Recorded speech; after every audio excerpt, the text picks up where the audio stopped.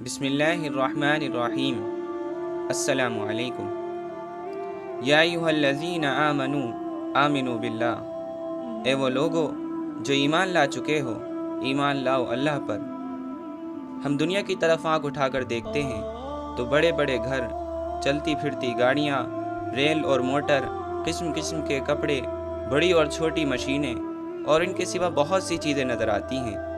ہم یقین کرتے ہیں کہ یہ چیزیں خود ہی نہیں بن گئی ہیں، بلکہ کسی بنانے والے نے ان کو ضرور بنایا ہوگا۔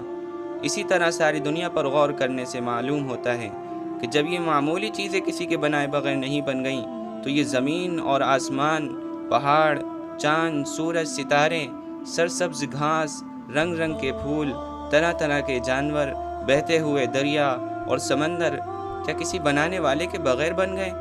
خود اپنے آپ کو دیکھنا چاہیے۔ یہ ہاتھ، پیر، آنکھ، ناک، کان اس خوبصورتی اور ترتیب کے ساتھ کیا خود ہی پیدا ہو گئے؟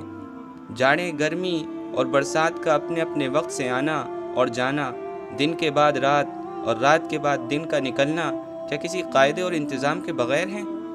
ہم مسلمان یقین رکھتے ہیں کہ جس نے دنیا کے پورے کارخانے کو بنایا اور خاص ترتیب سے چلایا وہی ہمارا اللہ ہے۔ مسلمان ہونے کے لیے پہلی اور ضروری بات یہی ہے کہ ہم خدا کا اقرار کریں۔ صنع اللہ الذی اتقن کل شیء، یہ خدا کی کاریگری ہے جس نے ہر چیز کو باقاعدہ بنایا ہے۔ ہمارا خدا کیسا ہے؟ وہ خود ارشاد فرماتا ہے، هو الحی القیوم لا تأخذہ سنۃ ولا نوم، وہ زندہ سب کا کام پورا کرنے والا ہے، اس کو نہ اونگ آتی ہے اور نہ نیند۔ یعلم ما بین ایدیہم وما خلفہم، وہ جانتا ہے جو اس کے سامنے ہے اور جو اس کے پیچھے۔ هو الذی یحیی ویمیت لہ مقالید السماوات والارض، وہی زندہ کرتا ہے اور وہی مارتا ہے، زمین اور آسمان کی کنجیاں اسی کے قبضے میں ہیں۔ وما من دابۃ فی الارض الا علی اللہ رزقها، نہیں ہے زمین پر کوئی چوپایا مگر اللہ پر اس کا رزق ہے۔ لا یظلم مثقال ذرہ، وہ ذرہ برابر بھی ظلم نہیں کرتا۔ لطیف بعبادہ، وہ اپنے بندوں کے ساتھ نرمی کا برتاؤ کرتا ہے۔ لا یضیع اجر المحسنین، نیکی کرنے والوں کی محنت کو ٹھکانے لگاتا ہے۔ یہ خدا ایک ہے، اکیلا ہے، اس جیسا دوسرا کوئی نہیں، کوئی اس کا شریک نہیں۔ اگر کوئی خدا اور بھی ہوتا تو یہ کائنات برباد ہو جاتی۔ لو کان فیہما آلہۃ الا اللہ لفسدتا، اگر زمین اور آسمان میں ایک خدا کے سوا چند اور بھی ہوتے تو زمین اور آسمان برباد ہو جاتے، اور بربادی اس طرح ہوتی کہ ان میں سے ایک خدا کہتا کہ پانی برسے اور دوسرا کہتا کہ دھوپ نکلے، ایک کسی کو زندہ رکھتا، دوسرا اس کو مارتا۔ نتیجہ یہ ہوتا کہ یہ سب بنا بنایا کارخانہ خاک میں مل جاتا۔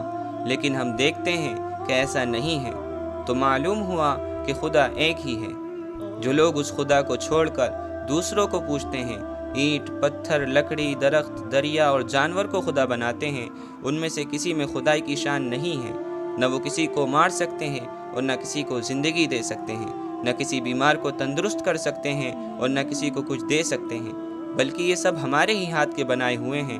لا يخلقون شيئا وهم يخلقون ولا يملكون لانفسهم ضرا ولا نفعا ولا يملكون موتا ولا حیاتا ولا نشورا، دوسرے ان سب کو بناتے ہیں، وہ خود کچھ نہیں بنا سکتے، نہ وہ اپنے نفع و نقصان کے مالک ہیں، نہ کسی کو مار سکتے ہیں اور نہ جلا سکتے ہیں، اور نہ قیامت میں دوبارہ جلانے کی قدرت رکھتے ہیں۔